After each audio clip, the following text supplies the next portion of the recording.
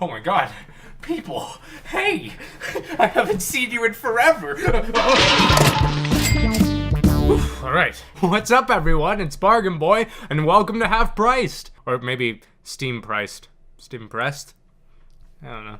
Now, because I have to deal with for some reason, that means I gotta cut some stuff in half if you want some more of that Bargain Boy goodness, which includes the more elaborate skits and the time to get into a lot of details. I also won't be reviewing console games here because that also makes the process slower. But hey, that means you get more of your Bargain Boy for a special deal, which is why it's half priced. Well, alright, BB, you're not reviewing console bargain bin games, then what are you gonna be reviewing? Well, I got a big old PC here and a lot of games to play and talk about. Now you might be saying, wait a minute, didn't he say something about PC games in the past? Absolutely not, and there is no evidence to prove otherwise, Your Honor. Now, because I'm the Bargain Boy, I'm gonna be talking about games that have come out for a long time, but there's still those games where you're not sure whether you want to spend that dollar on. I don't know, what do you want to do with that $1? Do I look like best for a buck? I hope you're okay, by the way. I love you. So that's essentially it. I'm gonna be talking about the games that I'm playing on this, and I'm gonna give them a nice Bargain Boy looking. First on the list, Ryse, Son of Rome.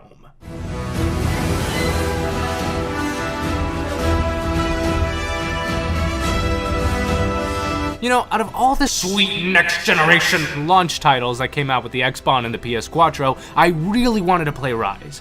Yeah, I know the reviews at the time called it a glorified tech demo for the Xbox One, repetitive as hell and loaded with QuickTime events. No, my filter! Get back there, you're ruining the continuity. Now, I don't have an Xbox One, so its reception when it launched it didn't really matter to me too much. I figured I was never gonna get around to playing it, but I'd always be down to try it if the chance came up. So when it came onto PC and I saw how dirt cheap it was, I decided to give it a shot. So were all the reviews right?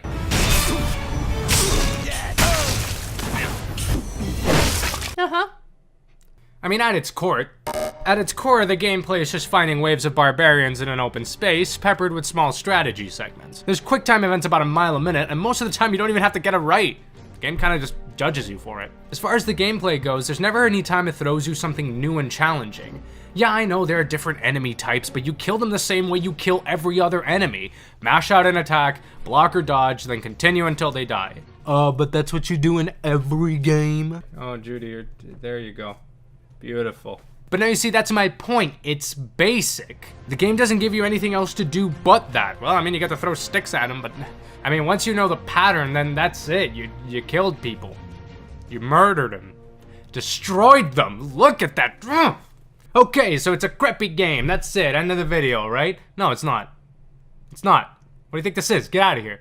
No, don't get out of here, please. No, don't. I need the views. So yes, QT is up the wazoo. The gameplay's very repetitive, but fuck does it look good.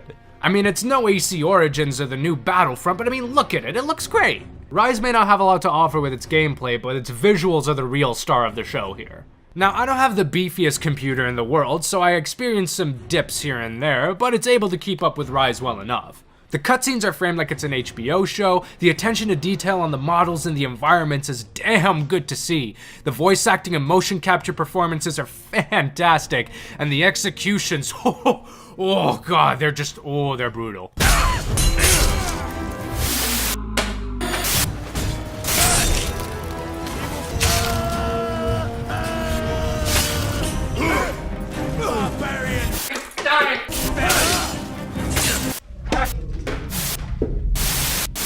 Guys, seriously, Crytek killed it with the presentation. I mean, look at that boss stage. Everyone is dying and it's great.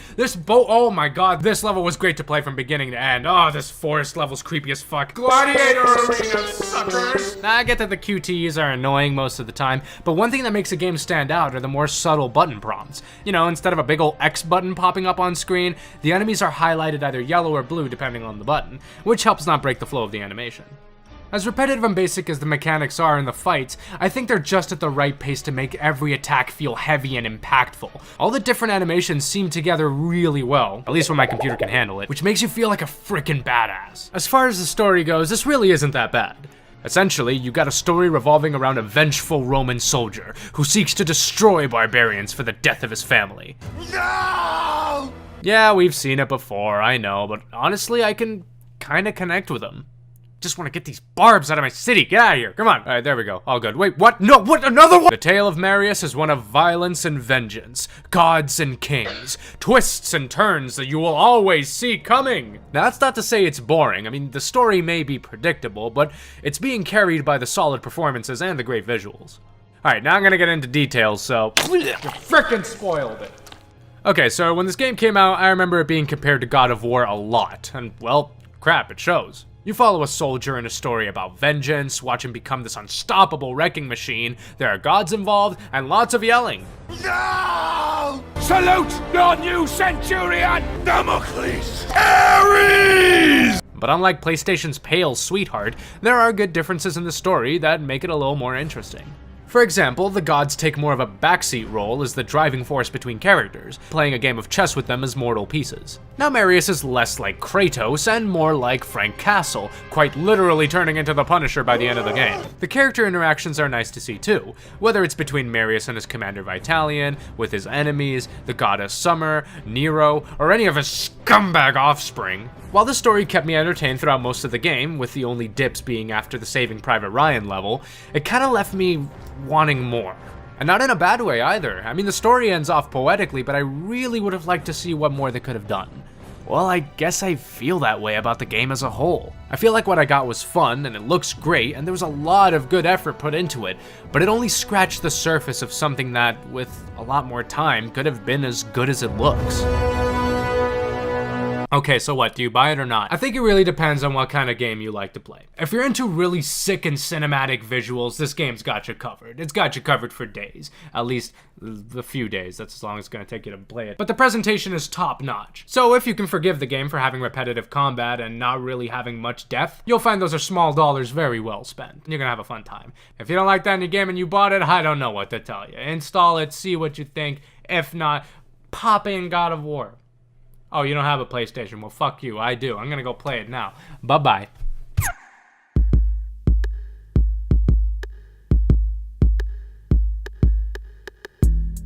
Okay, so that's pretty much it for Ryse. Tune in next time, guys, when we figure out what the hell I'm gonna do.